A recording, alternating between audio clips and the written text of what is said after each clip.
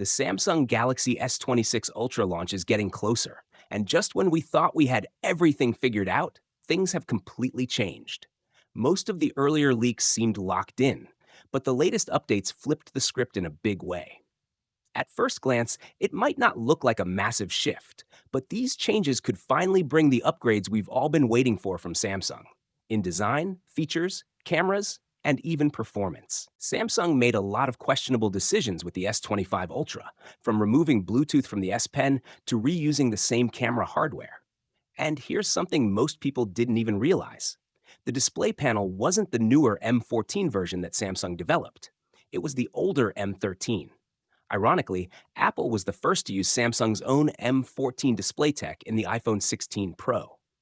But with the S26 Ultra, that's all about to change. This time, Samsung is going all in with massive upgrades that fans have been waiting for years.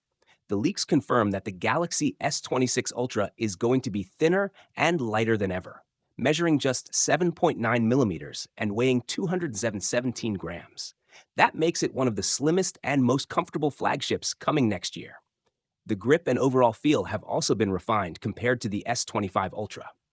The corners are now slightly rounded, and the edges have a smooth chamfered finish, giving the phone a softer, more polished feel in hand.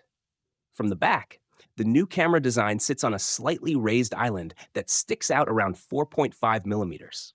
It looks cleaner, sleeker, and far more premium than the separated camera rings from the previous model.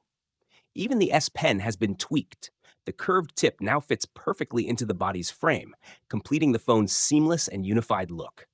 The S26 Ultra keeps its large 6.9-inch dynamic AMOLED display, but this time it's powered by Samsung's latest M14 panel with COE technology. This new display brings higher brightness, richer colors, and better power efficiency, which means longer battery life overall. There's also a really cool new feature called Flex Magic Pixel, designed to protect your privacy when you're out in public by limiting side visibility. It's one of those small touches that feels genuinely useful. When it comes to the cameras, Samsung is keeping the same 4-sensor setup, but with some big upgrades hidden behind the glass. The main and periscope zoom cameras are getting new sensors, while the ultra-wide and 3x telephoto lenses stay the same but with refined image processing. The result should be sharper detail, better low-light shots, and an overall more balanced camera experience. Battery-wise, Samsung is sticking with the same 5,000 mAh capacity, but because of the new, more efficient chipset and display tech, you can expect noticeably better battery life. The charging speeds are finally getting an upgrade too. 60-watt wired charging and 25-watt wireless charging with magnetic alignment, just like Apple's MagSafe. Samsung's also improving its thermal management, which means less heat and smoother sustained performance even during heavy use. Now, here's where things get really interesting. The S26 Ultra will run on the new Snapdragon 8 Elite Gen 5 for Galaxy, but Exynos is officially making a comeback. Samsung's new Exynos 2600 will power the S26 lineup in most regions, including the Ultra. If you're in the US, China, or Japan, you'll still get the Snapdragon version. But for everyone else, Korea, Europe, the UK, it's Exynos time again. And this time, it's different. The Exynos 2600 is built on Samsung's advanced 2nm process, and early numbers are looking wild. It's not just about catching up with Snapdragon or Apple anymore. It might actually outperform them. If these leaks hold true, this could be the first time in years that Exynos takes the lead, and that's a huge deal. This shift back to Exynos isn't just a random move, it's a smart strategy. Snapdragon chips have become incredibly expensive, especially the custom for Galaxy versions that Samsung pays Qualcomm for. While those chips deliver fantastic performance, they also push production costs through the roof, forcing Samsung to cut corners in other areas, like reusing camera sensors or using older display panels. Now, by bringing chip production back in-house, Samsung can cut costs without compromising on innovation.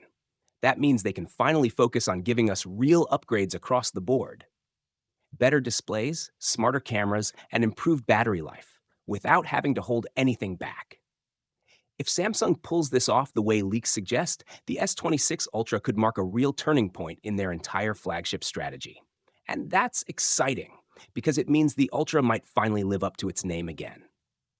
As for the launch, reliable tipster Ice Universe reports that the Galaxy S26 Ultra is being delayed from its usual January release window to March 2026. The good news? The price will remain the same as the S25 Ultra, starting at $1,199. Considering the upgrades, that's actually pretty impressive. The S26 Ultra feels like more than just another yearly refresh.